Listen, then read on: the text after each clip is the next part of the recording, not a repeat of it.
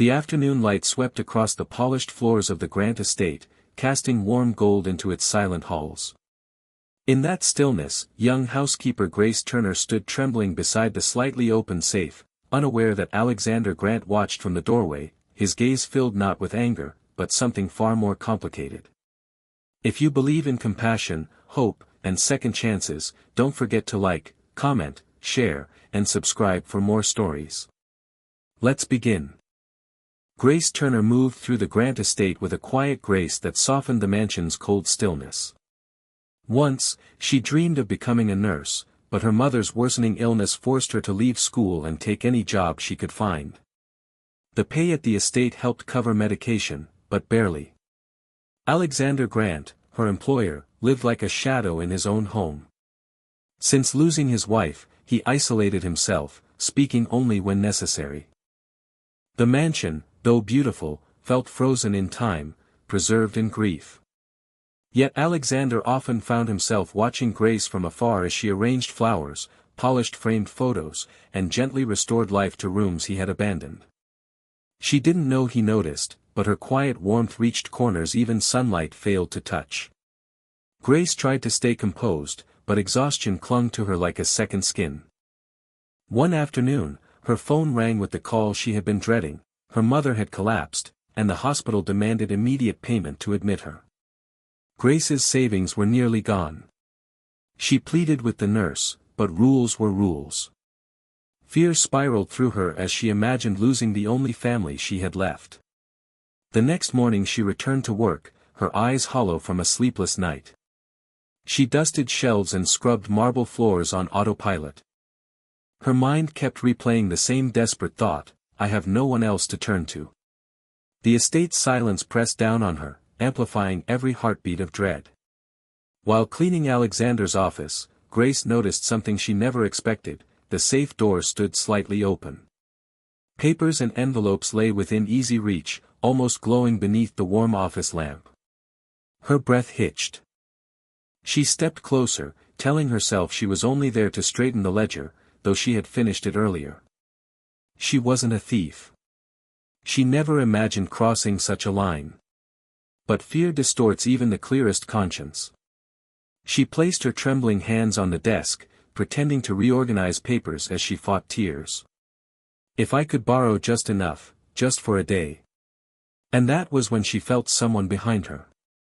Alexander stood in the doorway, silent, unreadable, watching every shaking breath she took. Grace froze, expecting shouting, accusations, perhaps even the police. She stepped back from the safe as if burned, tears spilling before she could stop them. But Alexander didn't yell. He didn't demand explanations. He simply walked to the safe, closed it gently, and turned to her with a look she didn't recognize, concern. What happened, Grace? He asked softly. Those 3 words broke her completely. She told him everything, the collapse, the bills, the fear, the moment of weakness that brought her into this room. She apologized again and again, expecting him to end her employment on the spot. Instead, Alexander's expression only softened further, as though he saw not wrongdoing, but a woman drowning under a burden too heavy for her shoulders. Alexander didn't fire her. He didn't scold her.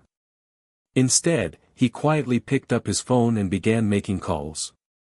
Within hours, her mother was admitted to the hospital with the necessary payments fully covered, anonymously. Alexander arranged transportation, spoke with the doctors, and told Grace she would have as much time off as she needed. When she tried to refuse, he said, "Years ago, someone saved me when I couldn't save myself. Let me honor that by helping you." Grace had never imagined such kindness from a man who lived behind emotional walls. She cried again, but this time out of relief rather than fear. Alexander, for the first time in years, felt something shift inside him, a small crack in the shell he had built around his grief. Weeks passed, and Grace's mother slowly recovered. Grace spent long evenings at her bedside, holding her hand and whispering that everything would be all right. For the first time in months, she believed it. Alexander checked in occasionally, always respectful, always gentle. Each update about her mother's improvement seemed to ease something inside him as well. Helping her had awakened a part of his heart he thought had died with his wife. When Grace returned to the estate, she walked through the grand doors feeling lighter, stronger, and deeply grateful. Alexander greeted her with a warm nod, small, but sincere. For the first time in years, the mansion felt less like a mausoleum and more like a place where hope was allowed to breathe again. As the days passed, Grace continued her work with renewed purpose, and Alexander found himself lingering in rooms he once avoided, quietly observing the peace she brought. Their conversations grew naturally, nothing dramatic, just two wounded souls slowly rediscovering trust.